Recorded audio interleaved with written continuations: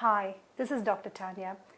I'm very lucky to actually meet someone who has gone through a lot of experience, a lot of issues themselves, and have come out happily at the other end, being more positive, who is setting an example for a lot of youngsters out there, a lot of people who are perhaps in these unfortunate situations.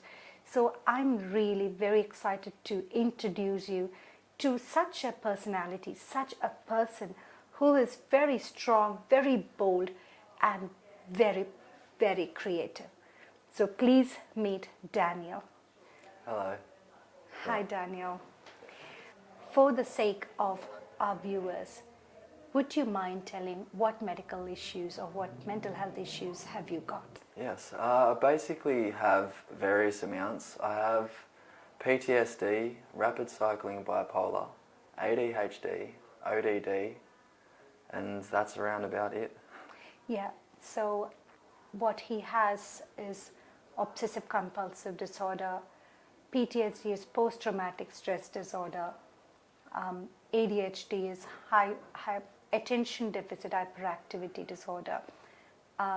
So he has gone through a lot. And Daniel, in your own words, you have gone through a lot of trauma from your childhood. Yes. Can you share your story with me, please? I'm 29 years old. I live with my grandfather. I have had a lot of issues growing up, from different houses, different schools, different hospitals. I was the youngest person in a refuge at 12 in New South Wales. And currently I'm trying to better myself and gain the determination to make my future a lot brighter. Life growing up was very sporadic. I would be at a school for around about 2 to 4 weeks, sometimes even 3 days, and then I'd have to move to a new school, make new friends, meet new people. And for someone whose brain's developing, that's a very hard process to manage and handle. I've had experience of all the lower ends of society, including jail, the court system, the schooling system, and now I need to go up higher in the social hierarchy to be able to experience that and understand that as well. I would like to hopefully become a mental health advocate and help people understand and communicate with each other. As one of my main goals, I have many. What was life like growing up as a foster child? Life was very sporadic. It varied from different houses, different schools, different faces.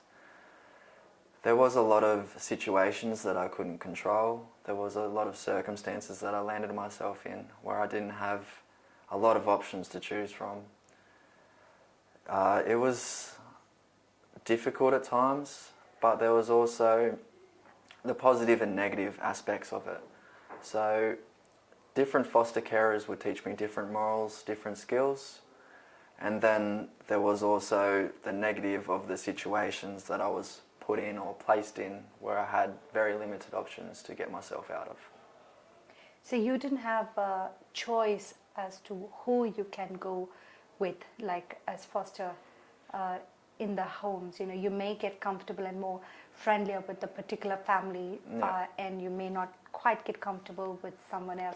But as a foster child, did you find you had to be perhaps compelled to go to where you're not comfortable, and did that affect you? So they did give us basically 2 or 3 options of different foster families that you could choose from. That's great. There was also the negative aspect of it because it's all about perception. I was offered to be a ward of the state, and I didn't fully understand what that meant at 10 years old. And that was, I think, a mistake in the system at that time, where it needs to be properly described or told to the foster child that what that actually means to them in their own way. How did you recognize that you needed help, and who did you go to? I recognised I needed help when I had my behaviours were getting out of control and I didn't realise what was happening.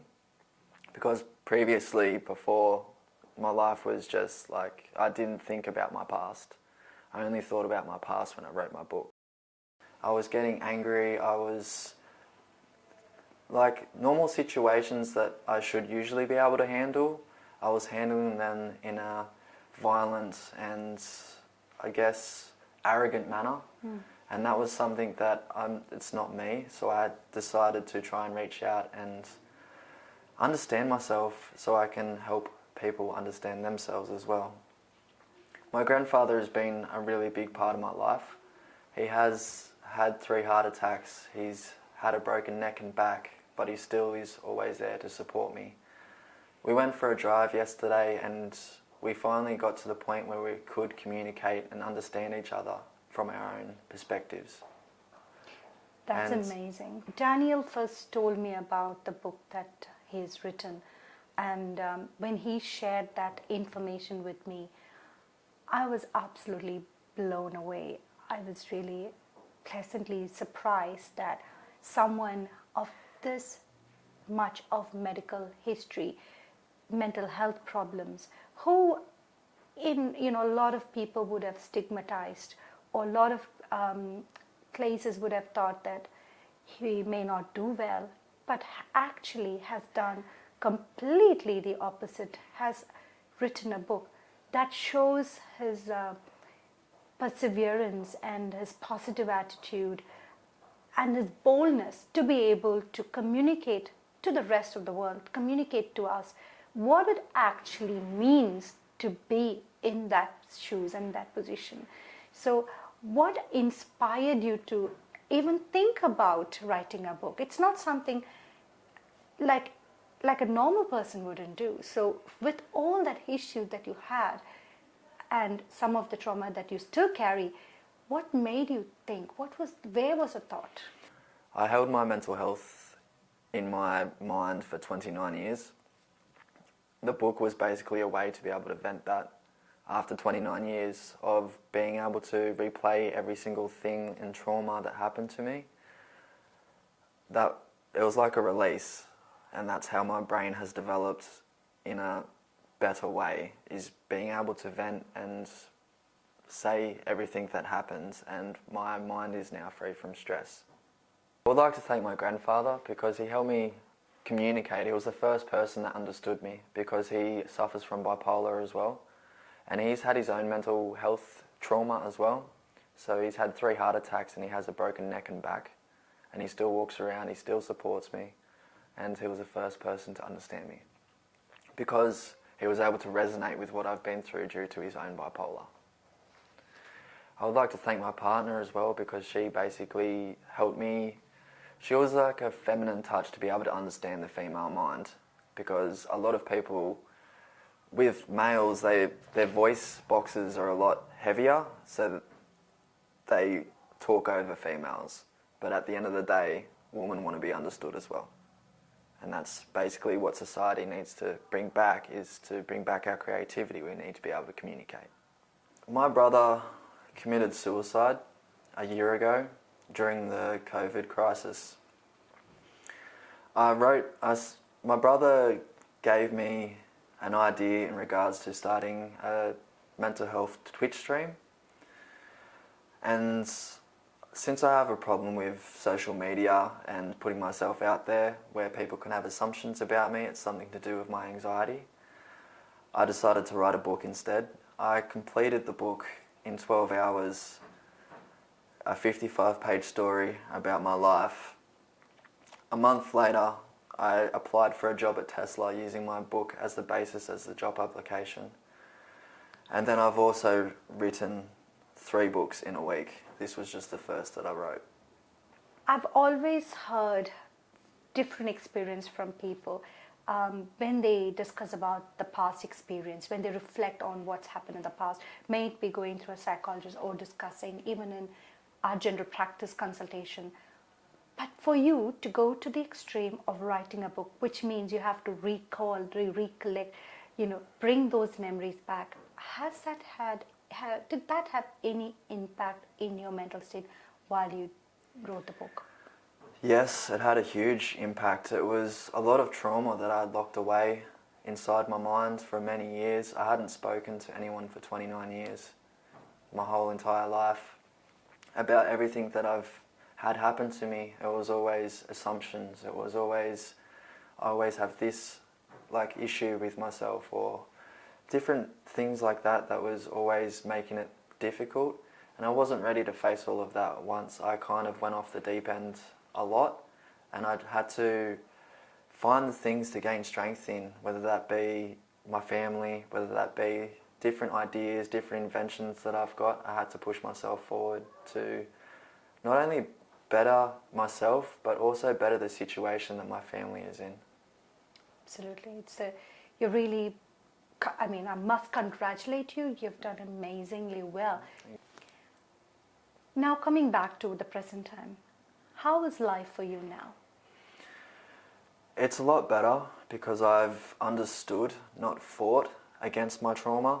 There's always a reasoning. A lot of people they only use the options they have in front of them. It's very difficult to assume things about people that have different perceptions. They're not necessarily seeing the same thing as you. I have other things to focus on now. I have around about 10 inventions. I've got other things that I'm trying to push myself forward. So I'm starting a clothing brand with another friend. I'm also helping another friend market his cooking business as well. It's amazing. That's a big, long journey that you've had in your... Actually, you're only 29. You're really young, not even entered the third decade of your life. So with so much of experience, and you're still you're a very positive person. It's very inspiring, truly. Have you got anything to say to those people who have dealt with their own mental health issues or are dealing with it? Don't be afraid to reach out. You're not alone. Like, there is a lot of people that have the same feelings, the same thoughts as you, whether that be family, whether that be friends, whether that be doctors, even venting and writing, talking to yourself in the mirror. It's venting, it's getting those thoughts out of your brain so you can recognize and understand them. And at the end of the day, there is a lot of different people that have different perceptions, and at the end of the day, all we want to do is to be understood. It's just that people communicate in different ways. Perfect. And that book was such a good example that you were able to communicate, went out. Great example. Thank you. So from your story, from your book, from what you have done, you have inspired a lot of people. And I really want to give you this message to people who are listening, to our beloved community members. If you think you are in a dark spot, if you think you feel very overburdened with what's going on in your life, if you feel helpless or hopeless, please make it a point, call someone, talk to someone, a friend, neighbor, anyone, and please know that we are here to help as well. Make health your priority, because if you don't seek help, you won't get help. You need to be able to be brave and ask for help. There's nothing wrong in asking for help. We often talk about mental health rehab. Now, what is this mental health rehab? In front of me, I have got a great example of what actually mental health rehab should be like and is like. Daniel is an excellent example of someone who has gone through mental health issues and have come out of it really being strong, being able to communicate, telling the other people what he has gone through, but also inspiring others, encouraging others to vent out, to communicate, to express what they are feeling. So when you do that, you not only feel lighter, you also empower, inspire other people also to seek help. So in my opinion, in my views, this is a perfect example of mental health rehab.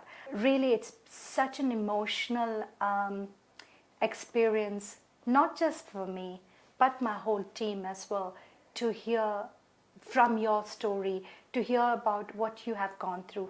And we are really very blessed to have met someone like you, and I hope that we would be able to encourage and inspire more young people to come out. And thank you so much for giving your time to sit and talk. And let me wish you all the best, and I really sincerely hope, on behalf of my entire team, that your book will be read, your voice will be heard by not just people in this community or in this company, but far and wide. Thank you for the opportunity, and thank you for having me. Thank you, Daniel. Thank you.